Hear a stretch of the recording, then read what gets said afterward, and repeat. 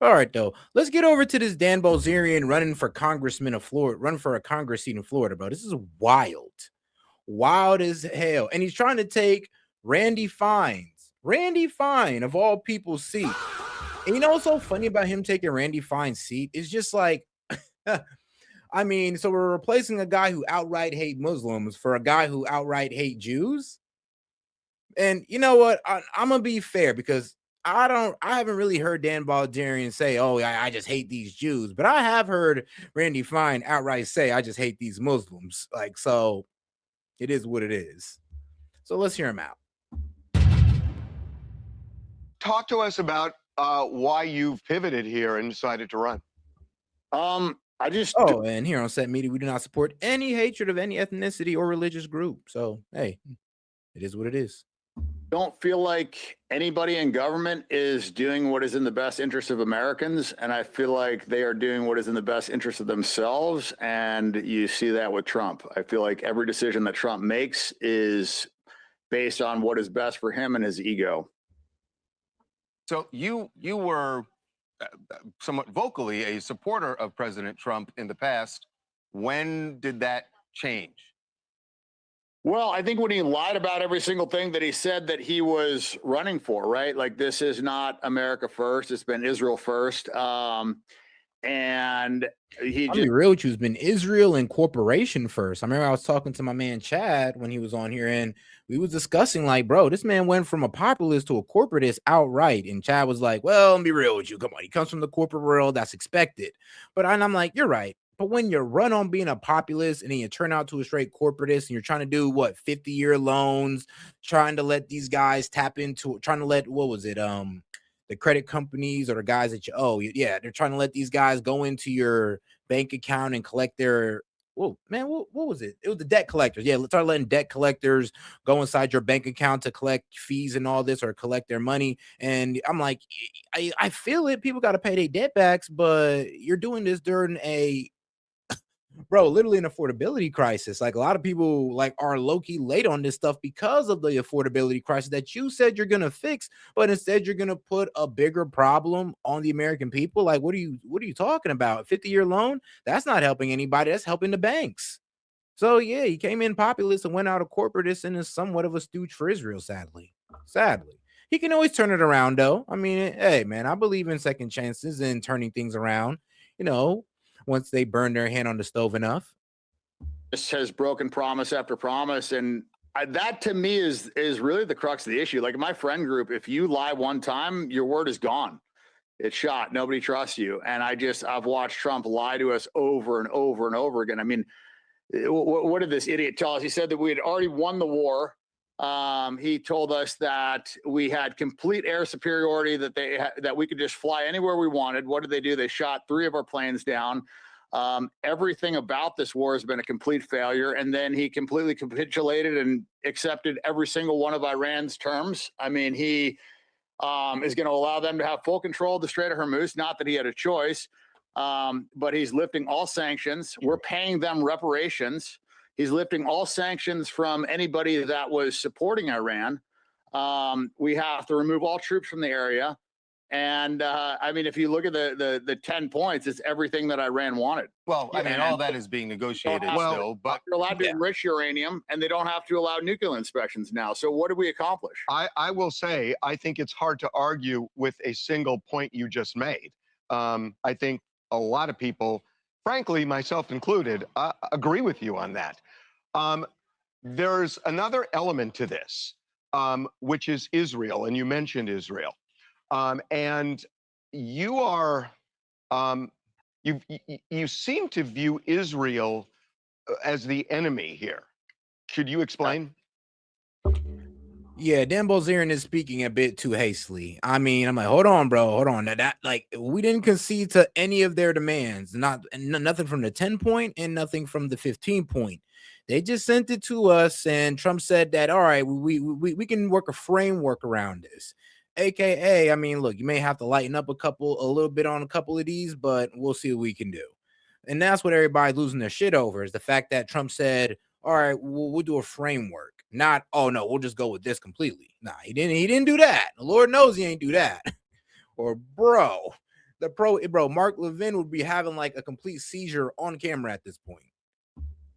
Well, I mean, they're a terrorist nation. They were founded by terrorists, and they've been committing terrorism since their inception. I mean, and prior to their inception, they bombed the King David Hotel. They poisoned Palestinian wells. I mean, they've been a disaster. I mean, the Haganah, the Irgun, and the Stern Gang is what comprised the IDF, and those were all designated terrorist organizations. So, I mean, yeah, Israel was basically built by terrorists. And I mean, the first president of Israel was a terrorist. I mean, I forgot his name, but I know he committed the King David Hotel bombing and killed a whole bunch of British people. So yeah. Oh yeah, and I mean, also Israel is also funded by the mafia too in its earlier days, and also, like I said, established by terrorists, pretty much doing terrorist acts against the Palestinians. And that's how the Holy Land was built.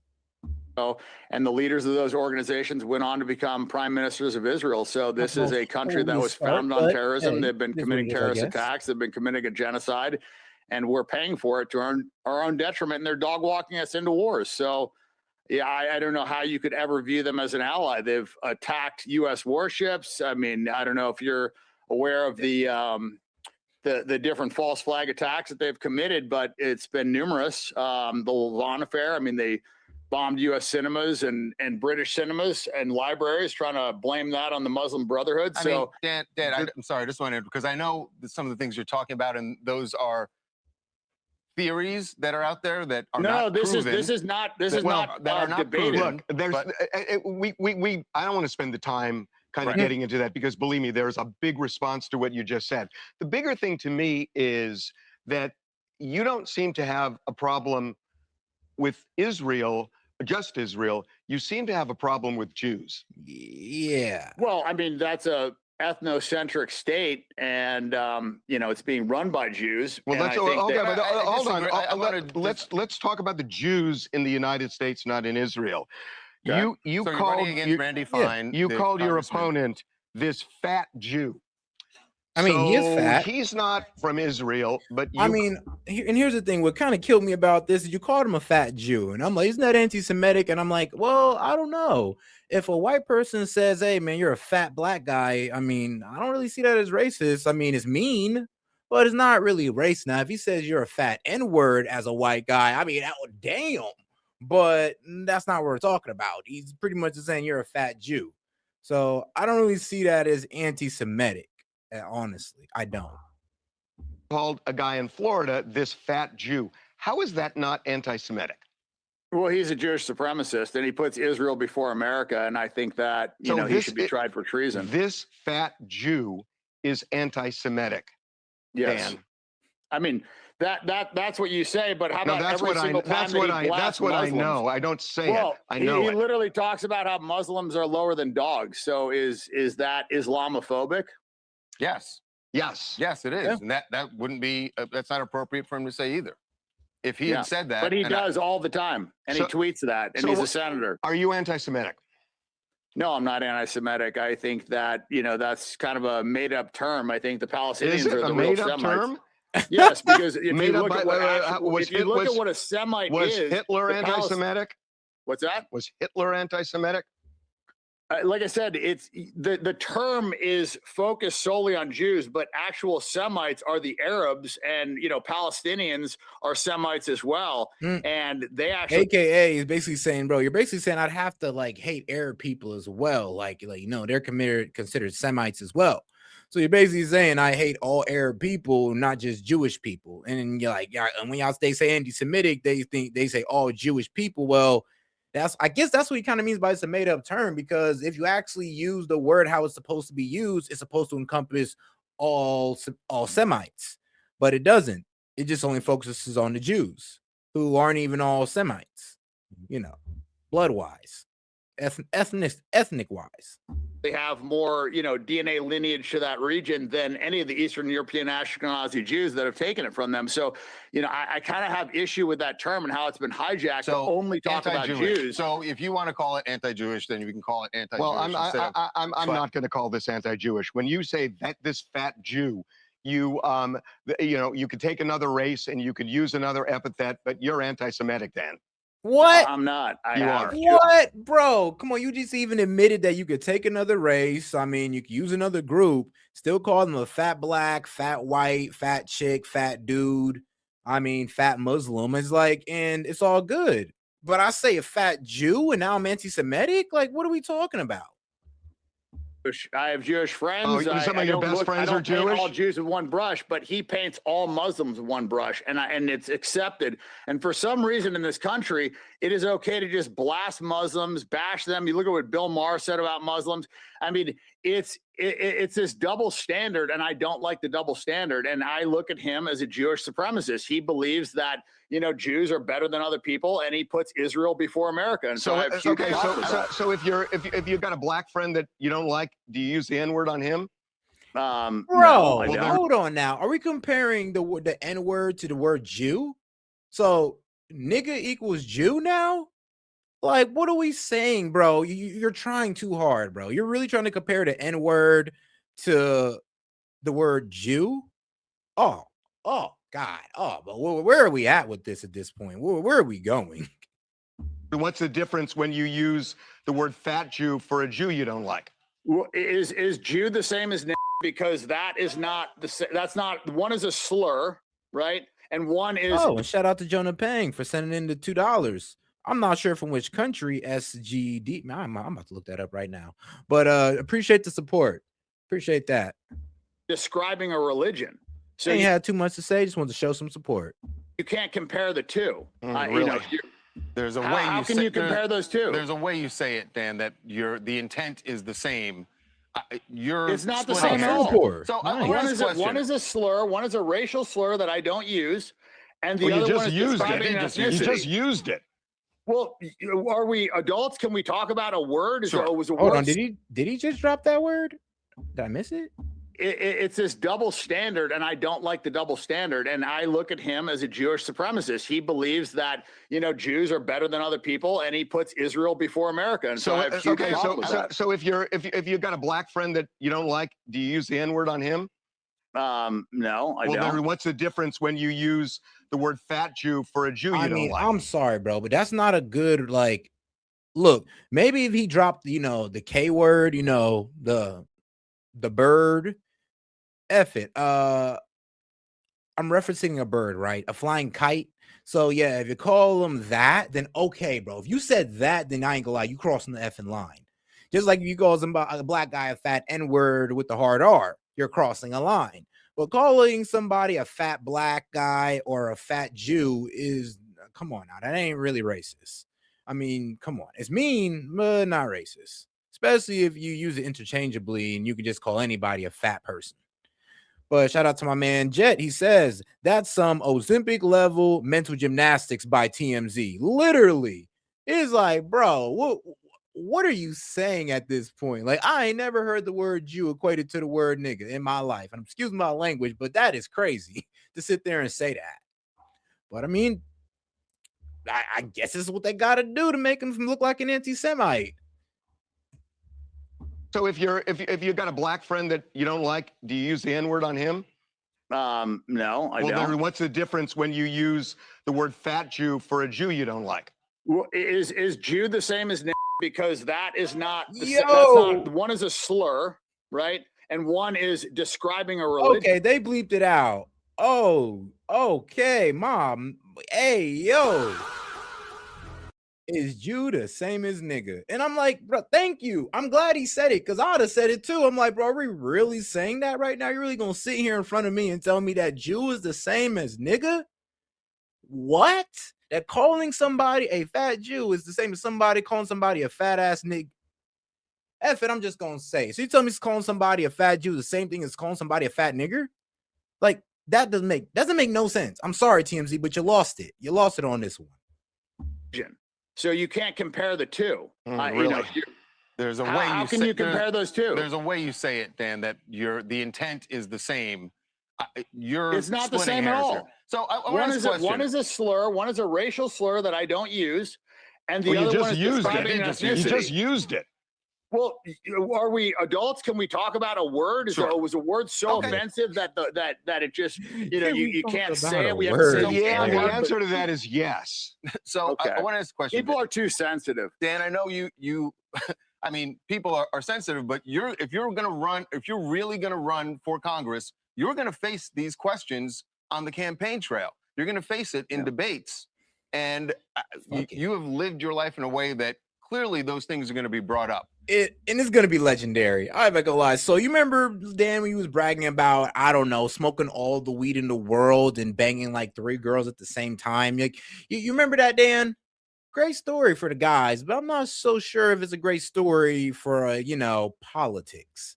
But I mean, anything's better than Randy Fine. So I'll be real with you. He might win just because Randy Fine is such a bad candidate. Like, I would vote for Dan Bilzerian over Randy Fine, to be quite honest with you. I would. As we're talking to you, I realize you have lots of money and that, spending it on this campaign, it may be fine for you. I'm just curious that you're running in Florida as a Republican and you are anti-Trump and clearly, I'll say anti-Jewish because you don't like the term anti-Semite, but you're clearly anti-Jewish, anti-Trump, running in Florida as a Republican.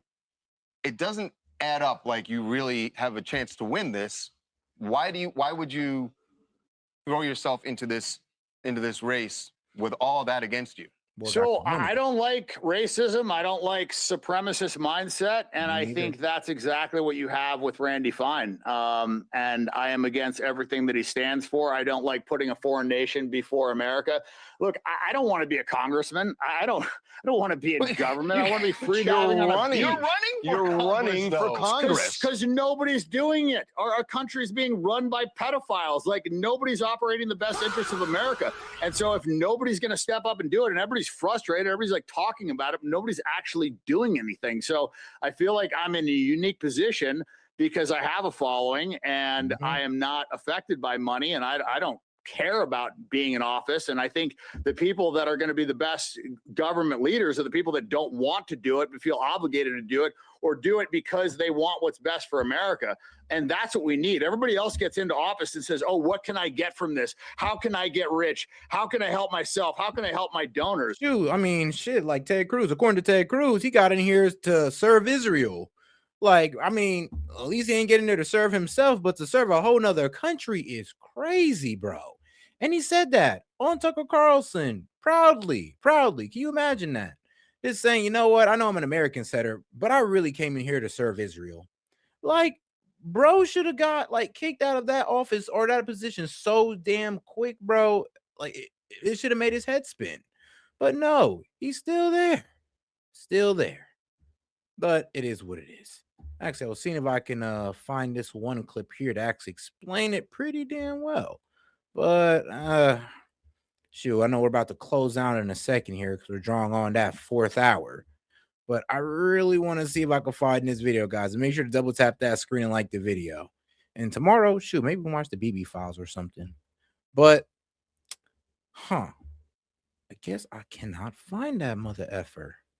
Oh, found it. Beautiful. Here it is. I'm not with you. I'm with Israel. I will be with Israel. Forget it. I'm not with you. I'm with Israel. I will be with Israel to our dying day. If you enjoy having a cell phone, thank Israel for that. I came into Congress 13 years ago with the stated intention of being the leading defender of Israel in the United States Senate. And I've worked every day to do that. Whether or not in Israel, the United States of America would have to invent an Israel. Bro. Does that mean I think we should put the interests of America over Israel? No. It's one of the most important things I do. To watch, be the guardian of Israel. Israel today, Israel tomorrow, Israel forever. God bless you. Yep. Even Akeem Jeffries. Even Akeem. But he was going hard, though. It's one of the most important things I do. To watch, be the guardian of Israel. Israel today, Israel tomorrow, Israel forever. God bless you. Stand with me, with Israel, with our ally. There is no Palestinian state, no matter how many papers they put out. Our prayer is that America will always stand with Israel. I have said to people when they ask me if this capital crumbled to the ground, the one thing that would remain is our commitment to our aid and I don't even call it aid, our cooperation with Israel. It is up to Israel, and we should support our allies wherever they are when they're fighting the bad guys. Israel is our greatest ally. So to our allies in Israel and to the Jewish people around the world, my message to you is this: reinforcements are on the way. And he loves Israel too. True. Yeah, you see what I mean? Like, man, it's a bit crazy.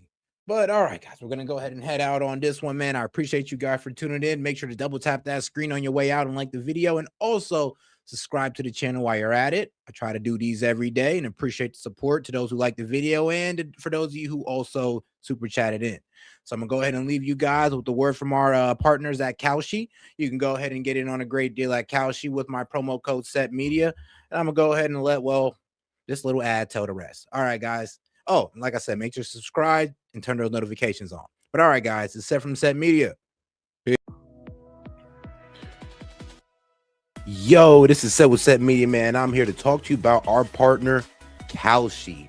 Kalshi is the largest legal prediction market in the United States with over 1 million users. It's available in all 50 states.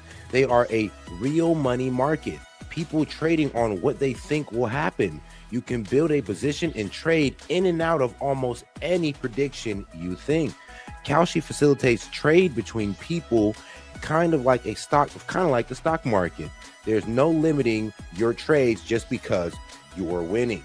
Kalshi will pay you interest on your position. So if you make a long-term trade, you can earn a return even before the market is resolved. If you want to try out Kalshi, go ahead and give them a try, guys, at my link, kalshi.com/setmedia. Get $20 when you trade 20, so it's 20 for 20, guys. Once again, that's kalshi.com/setmedia. Go ahead and use my code SETmedia to get $20 when you trade 20. Let's go ahead and take a look here at Kalshi, because like I said, it is a trading market where you can put in your prediction and you can go ahead and earn interest on that. You can make money off the knowledge that you know, and if you put $20 in, you get $20 back. So all right, guys, make sure to go check out my guy at Kalshi, because you can get in on good trades like who will Trump nominate as Fed chair? Will Ali Khamenei be outed as the supreme leader? And will the U.S. confirm that aliens exist before 2027?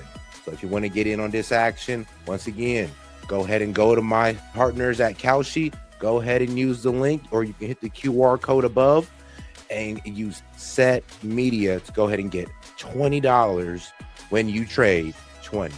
This is Seth from SET Media, and shout out to Kalshi.